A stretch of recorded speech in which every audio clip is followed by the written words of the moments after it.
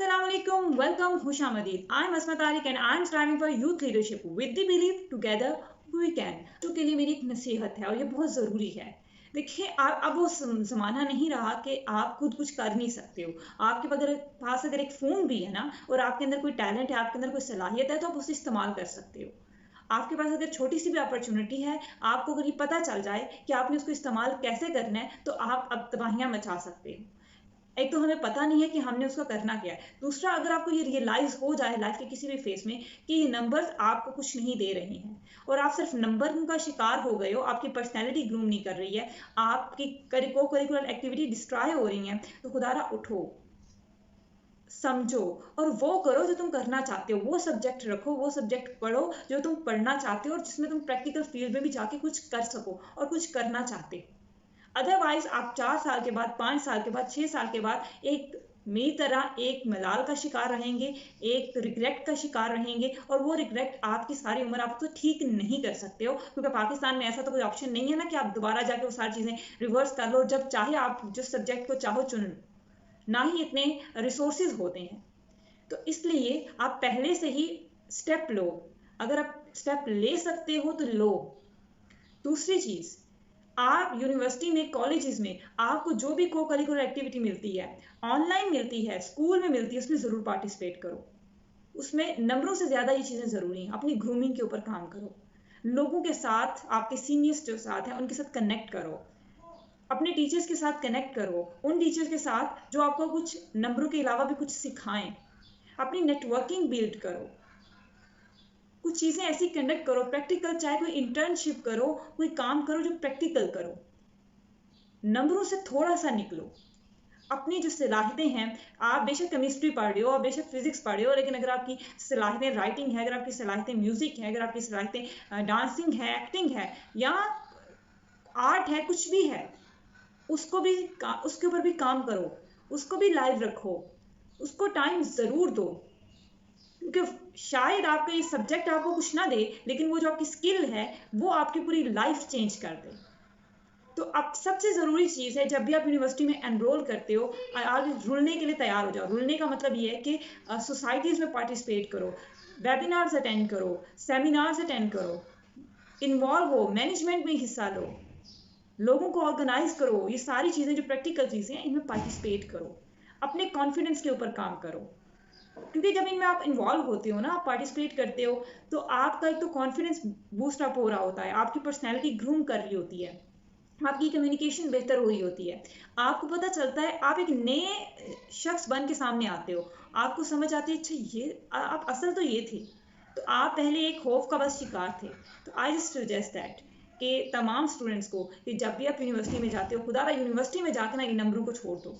ठीक है, आप उसको हैंडल कर लेते हो, पहले सेमेस्टर में नहीं हो पाता कि पहले सेमेस्टर में आपको समझ नहीं आ रही होती, तो छोटे छोटे स्टेप्स लो। तो थोड़ी सी एक्टिविटीज़ में हिस्सा ले लिया, स्टडी के ऊपर ज़्यादा फोकस कर लिया, अब समझ आ गई है कि यूनिवर्सिटी का निज़ाम कैसा है। अब आप क्या कर सकते हो, सेकंड सेमेस्टर में आप अपनी थोड़ी सी एक्टिविटीज़ को बढ़ा दो। अब मसला ये होगा कि दोनों को बैलेंस करने में थोड़ी सी प्रॉब्लम आएगी, डोंट वरी, कोई इशू नहीं है, तीसरे सेमेस्टर में जाके वो भी बैलेंस हो जाता है। अब आप दोनों स्टडीज को भी दोनों को अच्छी तरह लेके चलना शुरू हो जाते हो। आगे जैसे सेमेस्टर बढ़ता जाता है, बात खत्म, बात कुछ रहती ही नहीं है। और स्टडी और जो भी काम करो उसको स्टेप्स में डिवाइड करके करो। देखो कि किस टाइम आप ज़्यादा बेहतर काम कर सकते हो। एकदम ही ना रैंडमली सारी चीज़ें अपने ऊपर मत डालो, उसको डिवाइड करके, पोर्शंस में तकसीम करके, थोड़ा थोड़ा करके करो, स्टेप्स में डिवाइड करके करो।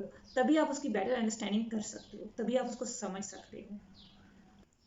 एक दूसरे की हेल्प करें, एक दूसरे को सुने, एक दूसरे को सपोर्ट करें। स्टूडेंट लाइफ में ये बहुत ज़रूरी है। एक दूसरे के साथ एक नशिस्तें बनाएं, डिस्कस किया करें चीज़ें, अपनी ग्रूमिंग के ऊपर काम करें। और जितना आपकी पर्सनैलिटी है, जितनी आपकी शख्सियत जिस तरह की है, उसको रिकॉग्नाइज करें और उसी तरह के स्टेप लें। अगर आप कोई चीज़ नहीं कर पा रहे हैं, जो कि आपको जिसको टैकल नहीं कर सकते हैं, तो उसको ब्रेक करें।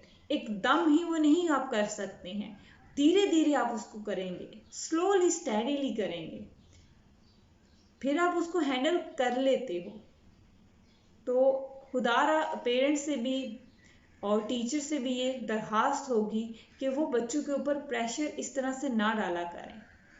आपको डीट होना पड़ता है, क्योंकि टीचर्स भी आपको इस तरह से चैलेंज कर रहे होते हैं, इस तरह से आपके साथ डील कर रहे होते हैं कि जैसे आप पता नहीं कितनी सख्त गुनाह कर रहे हो, कोई जिसकी आपको सजा मिल रही है। There is only one thing that we do, कि हम वेबिनार्स में हम एक्स्ट्रा हमारी जो को करिकुलर एक्टिविटीज़ होती थी हम उसमें पार्टिसिपेट लेते थे, और जिसके लिए हमें क्लास से उनसे 5 मिनट ये कहना पड़ता था कि आज 5 मिनट पहले जाना है, आज 2 मिनट पहले जाना है, या आज जाना है, या आप 5 मिनट लेट हो जाते थे क्योंकि वहाँ से यहाँ आने में आपको थोड़ा सा टाइम लगता था, और वो आपको ऐसे देख रहे होते थे कि जैसे आप इंतहाई कोई गंदे बच्चे हो। फिर अगर आपको वो कहीं किसी सेमिनार में कहीं खड़ा कोई ऑर्गेनाइज करता हुआ देख लें और वो भी वहाँ आ जाए, तो वो ऐसे देखते थे कि जैसे आपकी पर्सनैलिटी ही खराब है, आप तो अच्छे बच्चे ही नहीं हो। There is my own teacher जिन्होंने ये कहा था कि मैंने एक बच्ची को बहुत ज़्यादा जो है ना वो तंग किया है, और सारी क्लास समझ रही थी कि एक और स्टूडेंट है वो हमारी सीनियर थी, but he pointed me, and the reason was only that कि हम पॉइंट आउट करते थे चीज़ें, हम चीज़ों को हम ऑर्गेनाइज करते थे, हम डिफरेंट एक्टिविटीज़ में पार्टिसिपेट करते थे, हम थोड़ा बोलते थे, हम थोड़ा सा चीज़ों को कहते थे कि इस तरह से किया जा सकता है, तो उन्हें लगता था कि हम अच्छे बच्चे ही नहीं हैं, हम बहुत गलत बच्चे हैं।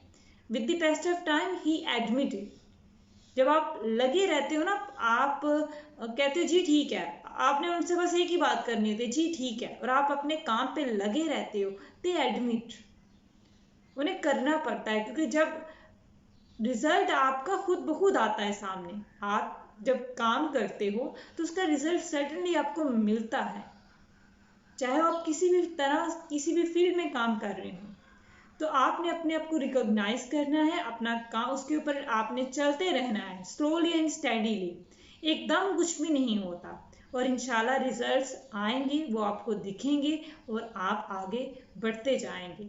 यहीं पर हम लेंगे आपसे इजाज़त, मिलते हैं किसी नेक्स्ट वीडियो में, नेक्स्ट टॉपिक पे बात करेंगे, तब तक के अपना ख्याल रखें, अल्लाह हाफिज़, and please like share and subscribe.